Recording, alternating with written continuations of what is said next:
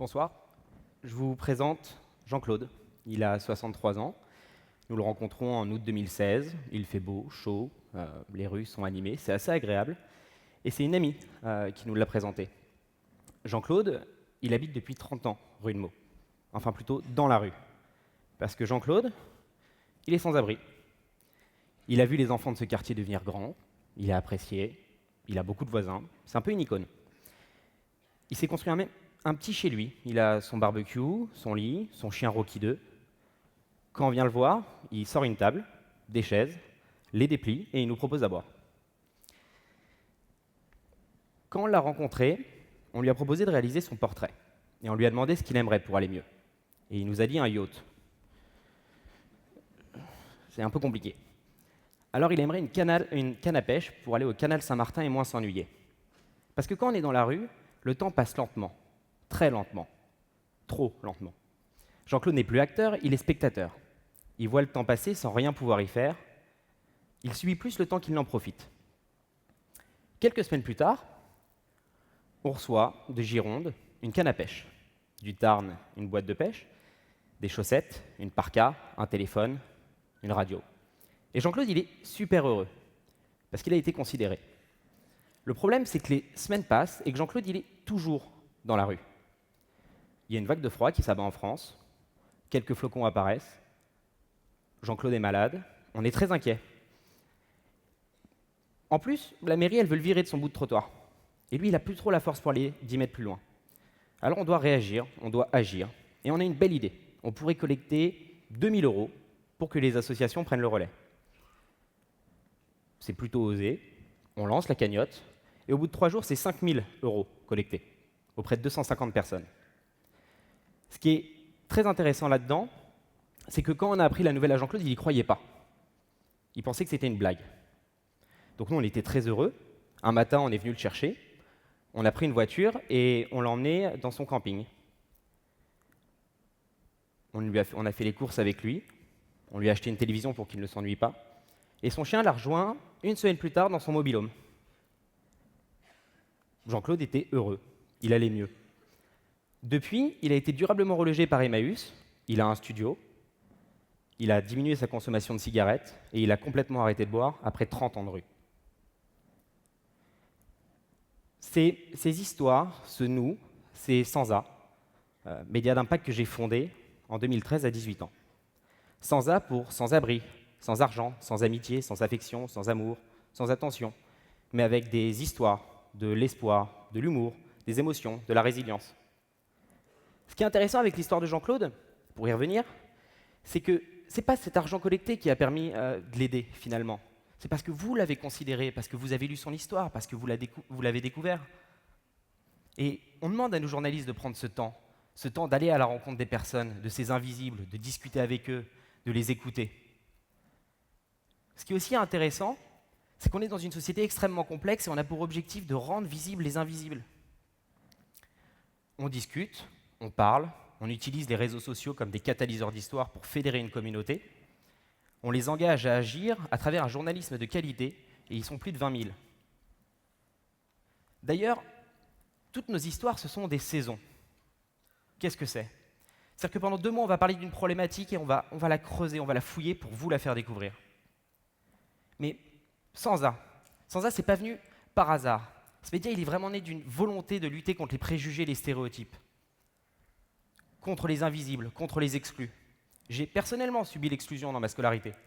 Je me suis senti seul, dévalorisé, inconsidéré. Et comme beaucoup, finalement, j'ai été au moins une fois dans ma vie sans ça. Et c'est ce qui m'a donné envie d'agir. Et quand on demande à nos journalistes de prendre le temps, c'est parce qu'on fouille leur intimité, parce qu'ils nous la donnent, parce qu'ils nous la délivrent. Et on leur doit du respect. Parce que finalement, on est le porte-voix de ceux que l'on n'écoute pas et que l'on ne voit pas. Comme Charlotte. Une grand-mère qui habite seule dans la Creuse. Les seules lettres qu'elle reçoit, c'est des factures et des impôts. Et personne n'aime ça. Charlotte, elle a perdu l'un de ses fils et son mari. Elle vit seule donc dans sa maison. Elle regarde les émissions de Frédéric Lopez pour s'évader de sa solitude. Elle nous raconte l'histoire de ce point américain ayant appartenu à sa mère, de ses cannes de famille. Et tout ce qu'elle nous dit, bah, c'est comme pour se souvenir de ces époques révolues, comme pour se dire « ma vie n'est pas finie ». Elle va dans son jardin, s'invente des histoires de lutins. Quand on est allé voir Charlotte et qu'on a su qu'elle ne recevait pas de lettres, on était un peu embêtés. Puis on avait reçu un message de Maëva, une lectrice qui habite au Japon. Charlotte, elle a touché une communauté au-delà de la France. Parce que Maëva lui a envoyé une lettre. On a trouvé l'idée tellement géniale qu'on s'est dit mais il faut mobiliser cette communauté. Finalement, on a reçu des lettres du Brésil, de l'île Maurice, du Japon, de Croatie, de Serbie, d'Estonie, de France, d'Allemagne, de Belgique, d'Italie. Et Charlotte, elle était incroyablement heureuse. Parce que grâce à ces lettres reçues, elle revivait. Elle pensait que personne ne se souciait d'elle, et c'était complètement faux. Des centaines de personnes l'ont prouvé en regardant ce documentaire, voire des milliers. Et depuis ces lettres et rencontres, Charlotte, elle a adopté un nouveau rituel. Tous les soirs avant de se coucher, elle écrit les choses positives de sa journée pour les lire le lendemain et se donner du courage. Elle consacre aussi 3 heures de son temps chaque jour pour répondre à ses nouveaux voisins. Comme avec Léonie. Elle a reçu une lettre en retour de Charlotte, elle compte bien lui répondre. Finalement, Charlotte, elle voyait le temps passer. Avec ses nouveaux voisins, elle ne le voit plus. Charlotte, elle attend vos lettres. Alors je vais prendre quelques secondes, parce que je vous invite à noter cette adresse, à regarder ce documentaire et à lui écrire une lettre.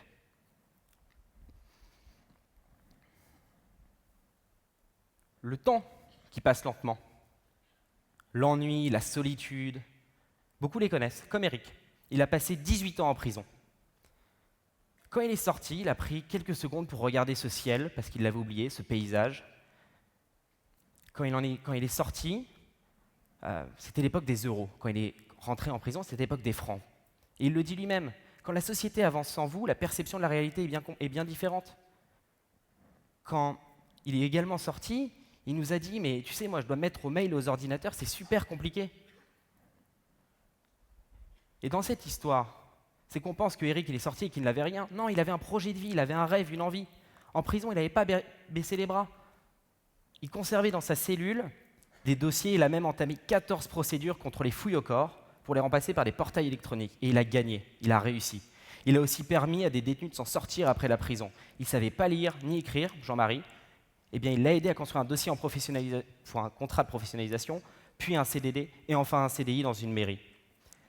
Eric, un jour, il y a un avocat qui est venu le voir et il lui a dit « Vous savez, monsieur, vous devriez faire avocat. » Il a réfléchi, il aurait commencé à exercer à 75 ans.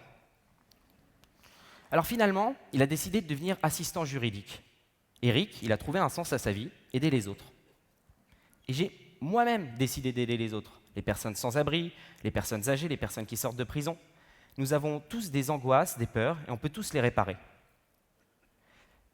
On pense aussi que nos journées ne sont pas assez longues, que notre temps est précieux. On pense que les personnes qui sont dans la rue, qui sont sans abri, précaires, exclus, ont trop de temps et en profitent. Moi, je pense que c'est faux. Je pense que ce temps isole, blesse, tue, et que c'est en donnant de notre temps qu'on les aidera et qu'on en gagnera. Merci à vous.